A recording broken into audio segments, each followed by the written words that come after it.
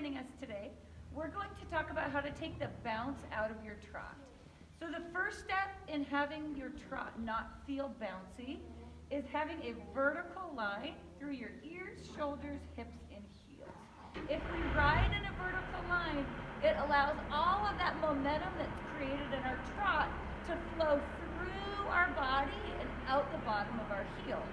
If our line is not vertical, meaning my shoulders are behind my hips or my heels are in front of my hips, it doesn't allow that momentum to flow through, as momentum won't flow through an angled line.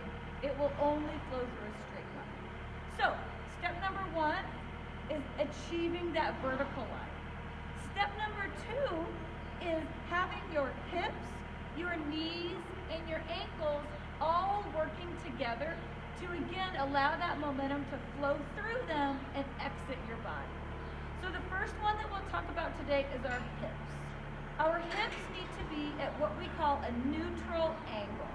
If our hips are rocked too far back, our hips aren't able to allow that momentum to flow through. If they're rolled too far forward, the same thing. They aren't able to receive that momentum and have them flow through us. So first I'm going to demonstrate the correct trot. So as you can see with my hips, you'll see the movement and you'll see the bounce that's created flowing through them, flowing through my knee. And if you look down at my heel, you can see that momentum exiting my body. When I roll my pelvis in what we call the posterior position, you'll see my bounce, but you also see that the engagement has been taken out of my legs. Once I roll back like that, not only can that momentum not flow through my hips, but it just comes right up into my back and makes my butt bounce. If I roll my pelvis too far forward and hollow out my back, you also see the momentum is not flowing through my hips. You'll see that it looks a little bit better than that posterior pelvis, but you're still just seeing that short, uncomfortable bounce. When I roll my hips back neutral, you'll see that they're able to move with them. And if I come towards you with my trot, you'll be able to see the side-to-side motion.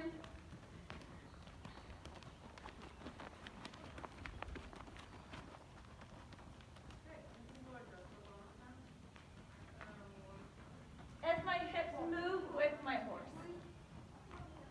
All right, so step number one is a neutral pelvis, tall back, tight tummy. Whoa. Step number two as we go down through our shock-absorbing joints is my knee. It's very important that my knee just stays relaxed because all of that momentum, again, needs to flow through them. If I lock my knee, that momentum will come down, hit my knee, and then come back up to make my booty bounce. So next I'm going to demonstrate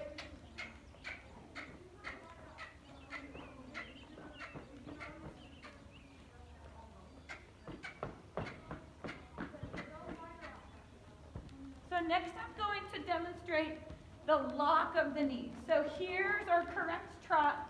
Now when I push my heel down, it locks my knee, and that momentum again is not able to flow through my knee.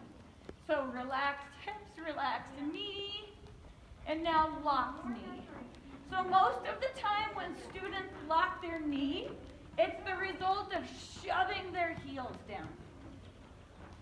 When I soften that knee, you'll actually see it bend and move with the motion of the trot. Whoa. Now moving down the line to my heels, it's very important that I have a dropped heel and a relaxed ankle. If my foot is too far in the stirrup, wedged all the way back to the heel of my boot, not only can my ankle not relax, but it cannot take the weight of my trot. So in my next example, I will show two things One, what it looks like when your ankle is tense, and the second, what it looks like when your foot is too far in the stirrup. So first, just a tight ankle. So right now, I am pushing on the balls of my feet, and as you can see, the momentum's flowing through my hips.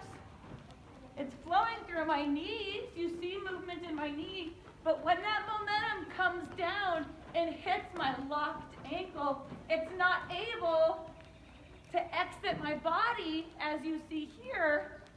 When that heel's pulled up and the ankle's tense, it just comes right back up into my booty. So relax the ankle, relax that ankle, allow the momentum to flow through the bottom of it. And here in this example, now my feet are just too far in the stirrups, so they're really not able to drop the heel down and allow, again, that momentum to exit.